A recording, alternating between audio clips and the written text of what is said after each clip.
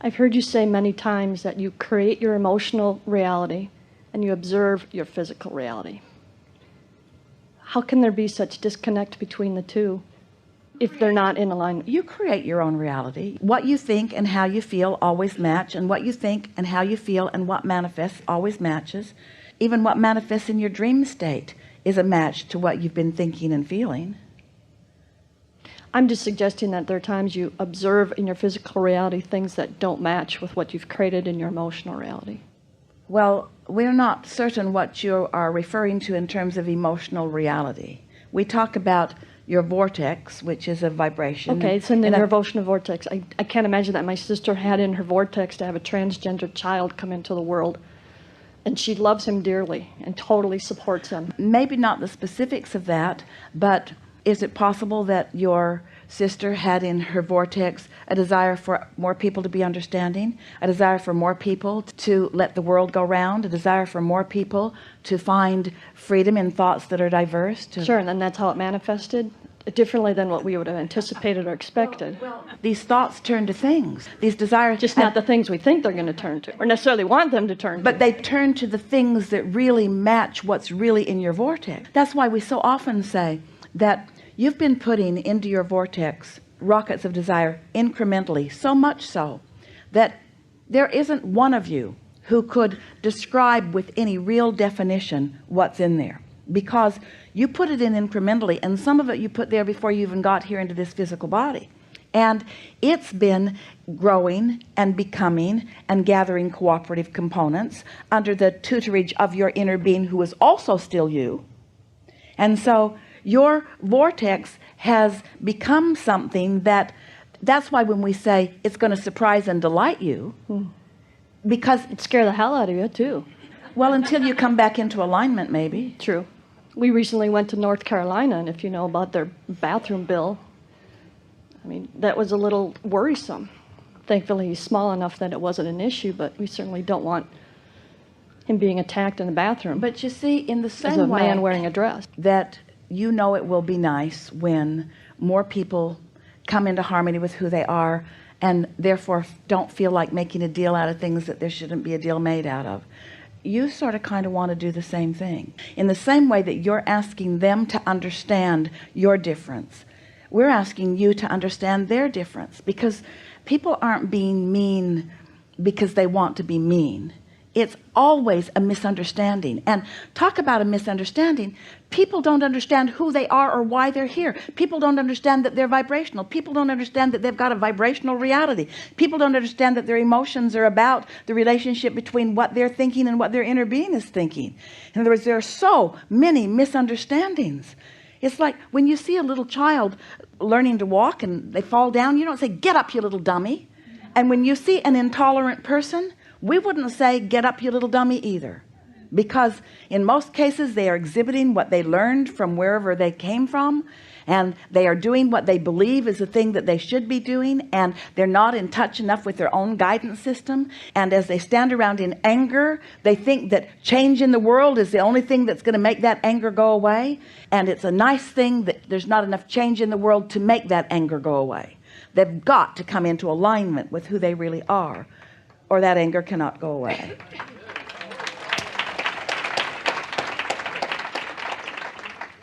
So it's a teachable moment, and we experience the contrast in that regard, and hopefully have positive a teachable experience. moment if the child is asking.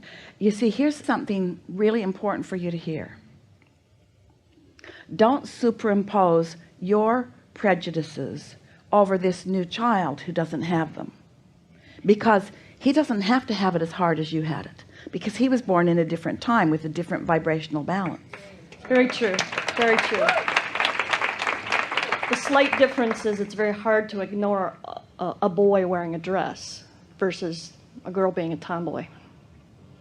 So I think he just stands out a little bit more and draws more attention to himself, making himself more of a target.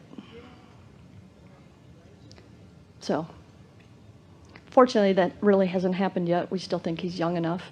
When I talk with my friend, Well, you're anticipating it a bit. True. And so you could soften that a little bit. We would soften it by saying the world is a changing place. And he has come forth with stronger intent than anybody we know, and his inner being is really with him. And we know the most difficult thing ever for any of you is to have some person who you love, who you feel is being unfairly persecuted. And if you can teach him that what others think or say does not need to be the basis of his distress, that it is only what he thinks in response to what they think. That's why our whole message today and every day is about being unconditional, because most people are in a reaction mode all the time. So they're moving along and they're reacting to this and they're reacting to this and they're reacting to this and they're reacting to this. And if it's something that's pleasing, then the reaction helps them. But if it's something that's not pleasing, then the reaction does not help them. But they're not stable, and the instability is their problem. But they think that somebody else is the reason for their instability. And so don't try to teach them all. Just understand yourself. There's something so wonderful about understanding something. If there's something that you really would like somebody else to get about you, and you tell them and you tell them and you tell them and you tell them, they don't get it and they don't get it and they don't get it. Sometimes it's helpful to just understand they're probably not going to get it. They're probably not going to get it. There's something helpful about knowing that there will be plenty of opportunities for them, and you watch things changing all around the world. Can you believe what's happened in this regard? Can you believe how many millions of people are on the side now of the community that once felt that they had no one on their side? There is no reason to worry about future experience. The only thing that you can do now is find the best feeling thought that you can. And as we've been listening to you, we can feel your wisdom, and we can feel a strong basis of wisdom coming from your exposure to life.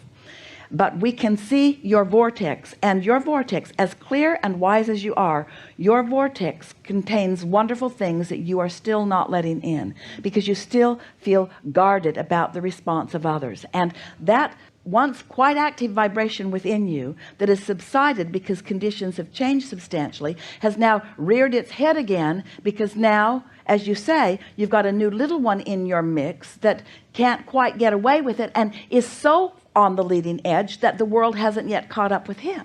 So if you can stop waiting for the world to catch up with your differences, Esther feels the same way. There was a time when she was expressing for Abraham, what a weird thing this is. She made Jerry promise not to tell anyone about it. They remember going to a hotel once, and in the early days, the caption on their newsletter said, Abraham Speaks.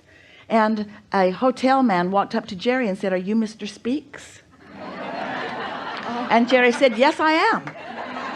Because it was easier than explaining anything. They laughed about, Esther called him Mr. Speaks for years, because it spoke to the misunderstanding that so many people have. And now there is never even a thought about it, because it is something that is being begun to be understood, you see. And so you just have to be true to yourself and let everybody else like it or lump it.